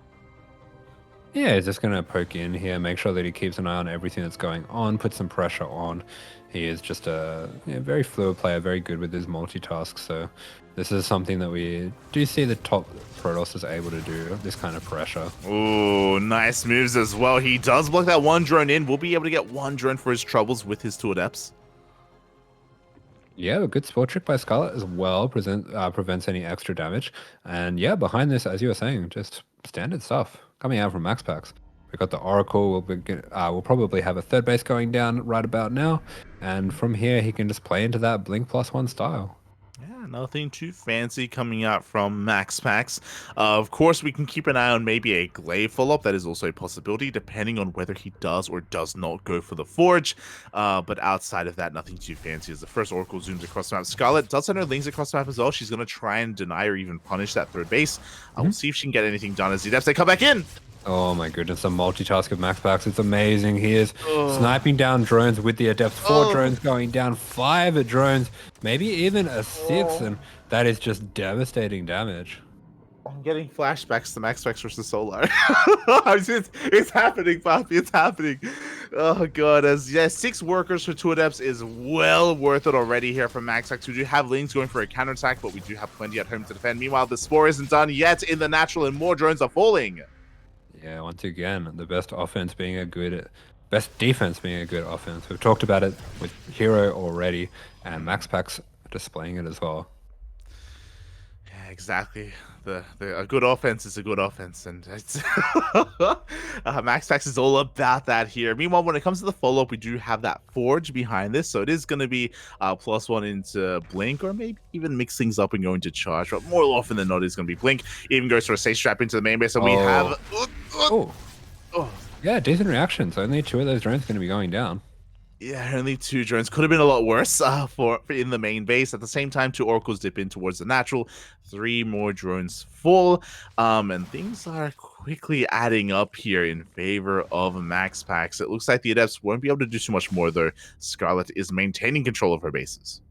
Yeah, we see Blink and +1 starting up the instant that Twilight and Forge finish, while he's harassing in 2 places with both Oracles and with the Adepts. So, I mean, MaxPax to me is just Mr. Perfect. He just does everything correct while putting on pressure in different locations.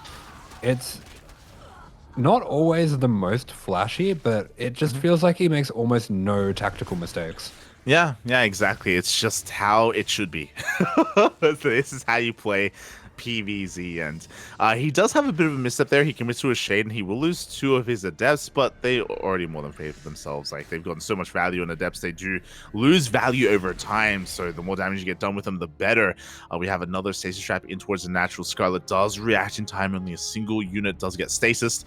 Ooh, and the aggression is subsiding. Yeah, Scarlett's a fast player. She can keep up with this kind of harass, and she does prevent those stasis traps from getting any more damage. But MaxPax behind this, he is recognizing that Scarlett's playing more economic, so he's going to be throwing down a fast 4th. He is also getting his 2nd Forge and his Robo, so he will be going into double upgrades. He will be having that Robo for a bit of extra safety and for a nice early Prism as well. I remember Cyril saying on his stream that I think that he thinks what makes MaxPax best is that he gets his Prism harass going very early. Speaking of harass early, we are pushing on the map immediately. We don't even have +1, by the way, but we're diving on those queens. At the same time, we have a massive Ling counterattack, but there is an Oracle in the air laying siege upon those Lings. It is going to run out of energy, though, so these things are actually getting quite a bit of damage. Yeah, a lot of Stalkers going down. It's good trades for Lings whenever they can take out Stalkers. Meanwhile, on the front, MaxPax trying to put as much pressure as he can. Does get that stasis trap, so that will save those Stalkers. And the trades are pretty good on both sides. I feel like we still have a rather even game. Yeah, exactly. Scarlett was able to pick off quite a number of those Stalkers, and they are high-value targets.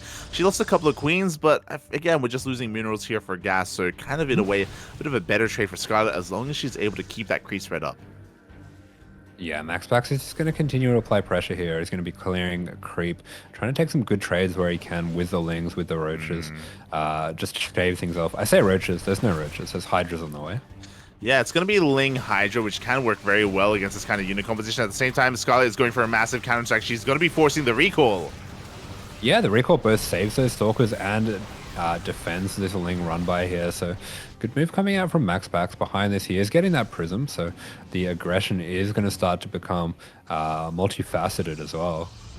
Yeah, it really is alongside Charge, so Zealots will be taking, or they'll be hitting the field here, I'm sure in many different locations at once. We'll be keeping an eye on that. Meanwhile, Scarlet, by going into Ling Hydra, that also goes into something else. Your favorite units, Lunkers, do become available as well, so if the pressure does become too much, Scarlet can attempt to slow the game down by getting into that Lunker tech. Yeah, that's right. But MaxPax, meanwhile, is just smoothly taking all these steps going up into his 5th base, getting those extra gateways as well as that 2-2. So he is looking quite comfortable. He will have a pretty good upgrade lead over Scarlett as well. This has a style that he has been playing a lot lately, where he's just relying on gateway units and the double upgrades, and it's been working very well for him.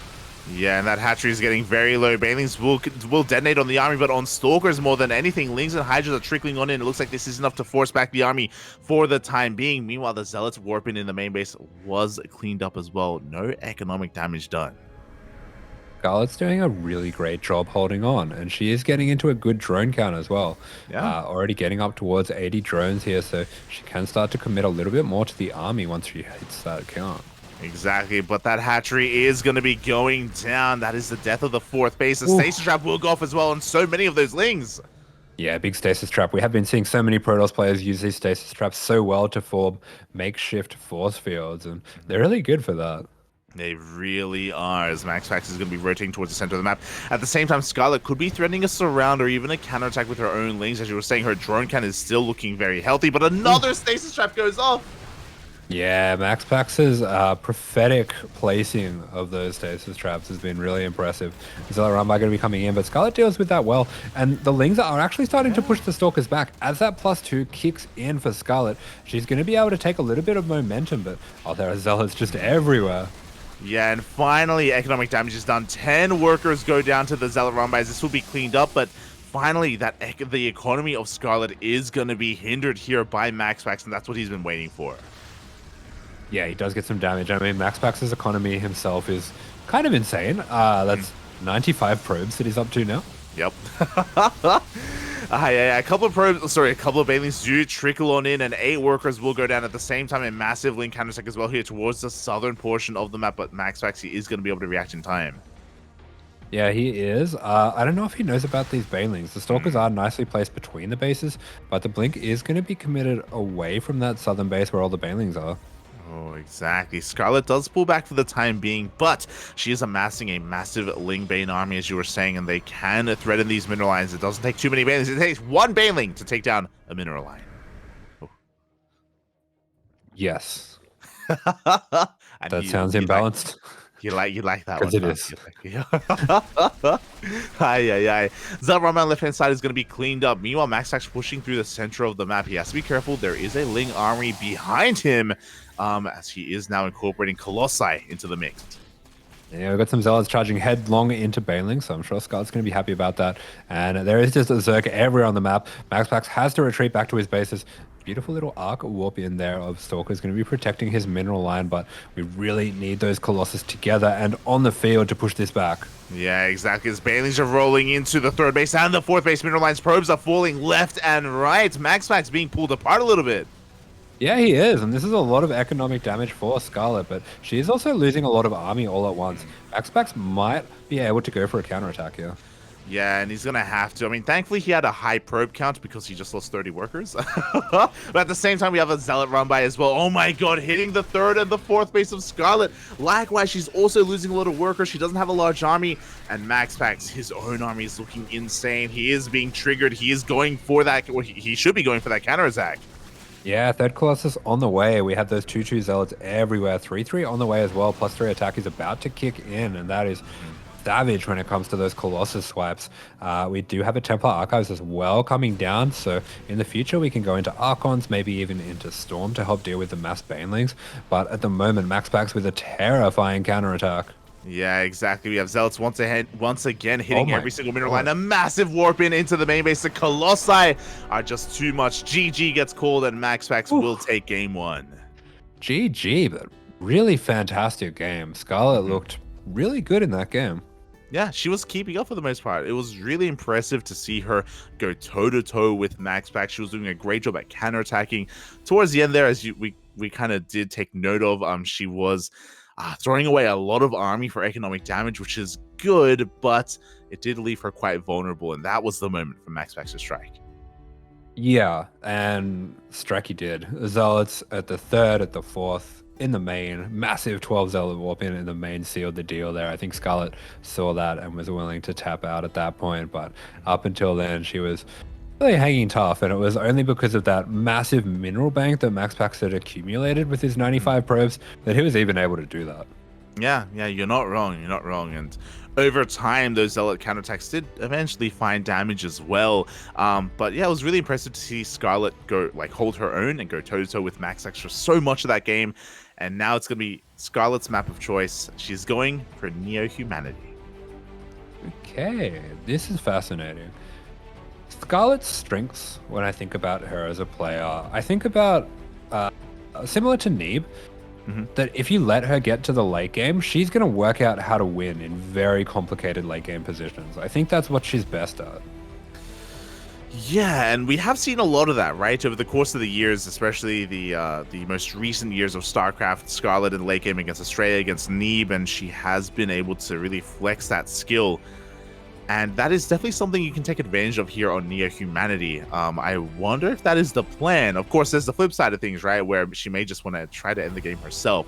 But I don't really know if she's one to go for these like big Queen Roach pushes. I know she did when it was in the meta, back in the Stargate meta, but nowadays, I don't know. Yeah, we'll have to wait and see, but because here she is in the top left-hand corner of the map for the Shopify Rebellion. This is Scarlett. And in the bottom right-hand corner for PSISTORM Gaming, it is MaxPax. I mean, this map, as you were saying, it does kind of have two styles that it favors, whether it be a very early Roach Queen attack by breaking through those central rocks and just shoving straight across from your own third, or turtling very hard and going quickly into Hive Tech, which is something that we've seen be very effective for Zerg as well. I'm leaning towards the Hive Tech. Yeah, I think I am as well, to be fair. I think I am as well. And I think what I really appreciate about this map, I don't play it myself, but I appreciate it nonetheless, is that you kind of like hit the nail on the head there. This map is very unique in a way that it favors two very differing extremes.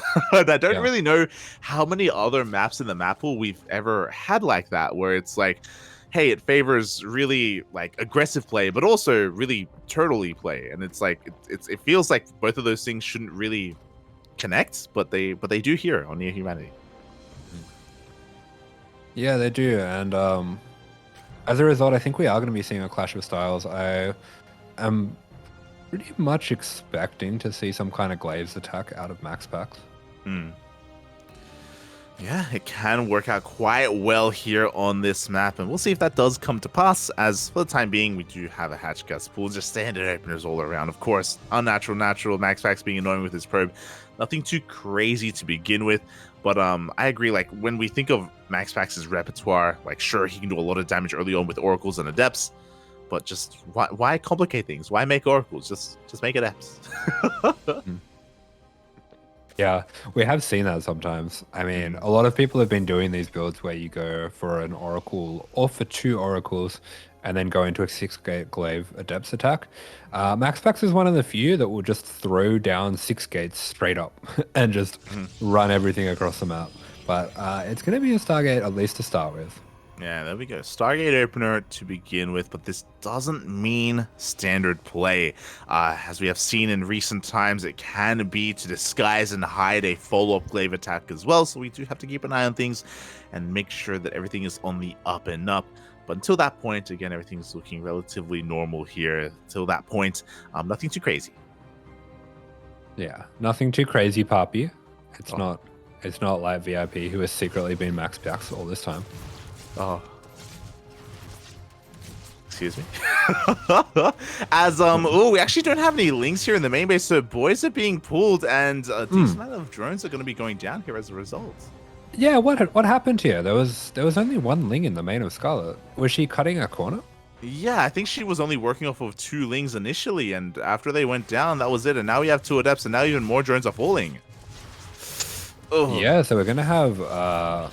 we do have that regen just saving that drone. A nice spore trick as well, but 4 drones for 2 Adepts. I think MaxPax is going to be pretty happy with that. Yeah, definitely. 4 drones, 2 Adepts, lost mining time as well. If you remember, drones were even pulled off the line to fight as well. Like, nice amount of damage here in the early game. Meanwhile, MaxPax is setting up for his 3rd base, working on that Oracle count as well. He did just lose 2 Adepts, so he's going to have a little bit less to defend, but that is why the first Oracle is here at home. Yeah, that's right. And Scarlett going to be doing a good job just forcing some energy out of that one. Exactly, as we're just still waiting for that follow-up as well. Now that we do have, actually a 3rd Oracle on the way. Do you think is MaxPax one to pull a hero and actually not stop oracles? No, I think 3 oracles is fine. I'm more thinking about the fact that he hasn't thrown down a Twilight and a Forge yet. I think he might be going for a Robo. Yeah, which would be very peculiar, by the way. We don't really often have Robo fallouts. We still have no tech, by the way. And yeah, MaxPax is just going to be delaying it by quite a lot, actually. Okay. No, he was just busy. I guess so. It is going to be the Forge and the Twilight Council, but just heavily delayed here instead. Yeah, I wonder if maybe that just slipped MaxPax's mind a little bit because he is banking up quite a bit of gas. Yeah, it could be. I mean, he is attacking a lot of places at once with these oracles right now.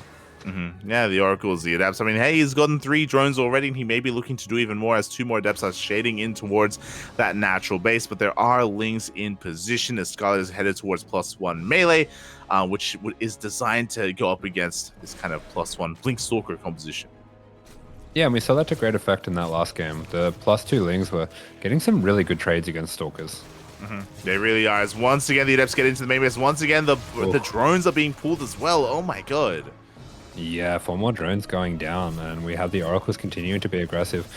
Scarlett's organization of her queens has been really good for defending against these oracles, but MaxPax is just finding tiny little gaps in the armor over and over again. Yeah, and it does add up, and there we go. 15 drones have gone down in total. It catches up with you, and that's basically an entire mineral line has already gone down for Scarlett. Yeah, that's brutal stuff. MaxPax is already throwing down his Robo a little bit earlier here, so I think he's going to be looking to be very aggressive now. Yeah, here we go. The Stalkers are moving on now. We have 3 Oracles to support them. This 4th base is looking very exposed, and I believe we should be seeing a cancel on this hatchery. Yeah, there we go. Drone gets sniped down as well. There's a few little creep tumors here and there. MaxPax just dancing back and forth, doesn't want to get these Stalkers trapped, but does have the terrain to use as well. He can jump back over those rocks. Yeah, exactly. He, even going on to creep like this, he does have a safe way out.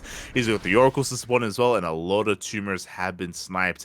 Behind this, Scarlett actually making a decent amount of Lings. He's looking to counterattack and look to try and punish that 4th base. Oh. Yeah, there we go. This should be a cancel. There we go. We do get the cancel on the 4th base. Nicely done. Is going to be stemming the tide of MaxPax's economy.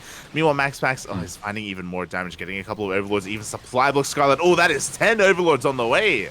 Oh, and look how many Lings are going down as well. Man, MaxPax's control, the angles that he's taking with these Stalkers, so nice. And he might even be able to trap these Lings. In fact, I think he is going to be trapping these Lings. Oh, the Lings are going to be going down. We body block the Lings as well. They all get caught out. For a moment there, Scarlett just shake her head and oh boy, that's a hefty loss here for Scarlett. Yeah, we also see the Robo Bay is on the way. The Prism is on the way as well, so the Prism can make for fast reinforcements. It can make for Zealot warp-ins in the main, like we saw finish the last game. And once again, I think that could be very potentially what finishes this game.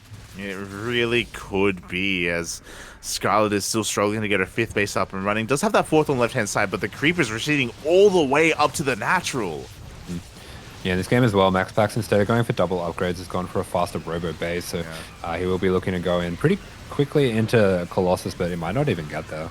Yeah, looks like Colossus are going to be great against the Lings, but it's great against the Lings, but GG gets called. It's just a little bit too much. MaxPax will take the series 2-0. What a celebration, too. Love to see it. But yeah, MaxPax, as he has been doing time and time again for PSISTORM, doing his part, getting the 2-0. And unfortunately, not going to be enough tonight for them to get the victory, but 4-2 is the final score. Yeah, GG, well played to not just MaxPax, but also Scarlett as well, because even though game 2 was a lot more one-sided, game 1, again, it was a really, really solid game. It was it was a lot more back and forth as well, so definitely a game worth checking out if you maybe missed out on the first game, if you want a solid ZVP. But outside of that, congratulations to Shopify Rebellion for taking it in the end against PSISTORM. Yeah, great stuff from Shopify. They are going to be trying to move their way up that ladder. These are two teams that are more towards the middle of that ladder that are going to be fighting over those all-important fifth and six, 6 and 7, fifth and 6, right? Spots. Is it top 6 this time or top 7? I don't know. I should probably find out. We've been talking about the playoff bracket this entire time. I believe top 7 make it through. Is it 7? Okay. Does Kuro know? Yeah, top 7. Yeah. Yeah. Okay. Well, they're going to be fighting over that. There you go, mate. There you go. So, again, a very well played there by Shopify Rebellion. And, oh boy, we are kind of getting towards the end of the round robin stage. I don't know if you noticed, but we only have 4 weeks left of the round robin stage, and every matchup, every game counts here moving forward, especially from these middling teams like Shopify Rebellion, like PSISTORM Gaming, like the Starving Camels, and even Team Abydos, to really make sure that they solidify themselves in that playoff bracket. You know, I'm actually really looking forward to the 2v2 tournament if they do that again. Yeah, same. It was really good. It was a lot of fun. It was, yeah. As we get an eye on the final standings at the end of week 7, and mate, this is what I'm talking about. The Starving Camels, 6th place. Not even at the bottom of the playoff bracket. Like, they're even ahead of Shopify. That's how good. Yeah, they're well up on differential over Shopify. So they also have a couple games coming up that they could absolutely win. Their next couple weeks, Platinum Heroes into IG. Both of which are very winnable for the Starving Camels, so they could absolutely be securing themselves a playoffs finish. How dare you not mention that Starving Camels, the final week, they're going up against CranKy Gaming, also very winnable for the Camels. That would be sick. It really would be. But with that, that is the end of our broadcast for the night. I hope everyone in the chat enjoyed themselves, as this is, of course, a weekly broadcast. Every weekend, Friday, Saturday, and Sunday, we have World Team League for you. Sometimes we reschedule, especially if it does clash with something like ESL Masters. I know the organizers are willing to reschedule some broadcast days to make sure it doesn't clash and we can all enjoy StarCraft together. But for the most part, Friday, Saturday, Sunday, here on the CranKy Ducklings, every week, we got you covered. Yes, sir. Like, has to cast all weekend. He's chained to his desk, and he's not allowed to sleep either. We wake him up every time he starts falling asleep. It's just cast. Get up. Yeah, I mean, unironically, we do have a CranKy Duckling alarm system where me, Kuro, and Yaku, we all have each other's cacaos, and we call each other if we need to wake up for a broadcast. What's that? Yeah, I'm never getting involved with that. Asher, would you like to download Cacao? Would you? Hell no. You're like, let me sleep, Papi. Let me sleep. Leave me alone. I need my 4 hours of sleep a day. Smooch, Papi, smooch. Nah, it's gonna be our Diablo 4 hotline. Like, I'll call you up so we can. Okay, that changes things. Yeah. You're like, oh, you didn't mention you were going to Diablo. Call me up at 4 a.m. and be like, we have to cook. It's gonna be beautiful. But with that, thank you so much, everyone, for tuning in. Thank you so much for being a part of this lovely World Team League broadcast. It was our second broadcast of the day. If you want some more CranKy Duckling action, we're going to be back again tomorrow for 2 back-to-back broadcasts. ESL Open Cup Asia going into OSC King of the Hill. 2 more broadcasts tomorrow in less than 24 hours. So if you want some more CranKy Duckling action, hit that follow button, because we got plenty of StarCraft for you. Plenty. Yeah, there you have it. And if the people want to see some Diablo later in the week, where can they find it at? Exclamation mark AsherBro in the chat. Not what I was hinting at, but yeah, go for it. And exclamation mark light in the chat as well. If you want links to our Twitch channels, we are going to be streaming some Diablo 4. We were not a part of the early access because we're not going to pay that much money for Diablo 4. We don't really have the funds for that. It hurts already. It does. I'm already living off of ramen. Now I have to split a packet of ramen in half and only have half a day. That's where I'm at now. But yeah, we are going to be streaming some Diablo 4. So if you're interested in some, Duckling co-op play for Diablo, then check us out there. If you're not so interested in that, don't worry, because we also stream some StarCraft. We also ladder on our respective channels as well, so you can be a part of that if you wish. Otherwise, if you just want the CranKy Ducklings, then we're all over the place. Twitter, Facebook, Instagram, YouTube, Discord, everywhere. Even here on Twitch, if you can believe it, we're here as well. Follow us. Yeah, there you go. Always plenty of StarCraft, like every day, like several times a day. Yeah. Too much StarCraft. Yeah. Always. Help me. Oh, good. So thank you. With that, thank you so much for watching. Thank you so much for the support. Asher, do you have anything you want to say before we head off for the weekend? Oh, I was not prepared for that. Oh. No. Not today. Have we I apologize. I haven't been checking. Have we been getting some Rufus? Where's Rufio? Is he okay? Yeah, he's probably just in the bathroom waiting, just sleeping above his food. He does that. He's in Pikachu right now. Yeah, he got eaten. Oh no. Like Kirby. Just Oh no. Now Pikachu, he's gonna have the power of being cute on camera. Yeah, Pikachu's gonna scratch me and bite my hand, and I'm gonna know what happened. But yeah, with that, we'll see you guys tomorrow for ESL Open Cup Asia. Until then, enjoy yourselves. Stick around. We're going to be giving another lovely streamer a raid, and I already see one. Miguelito, Vindicta, the ex-CranKy Duckling. Give him some love.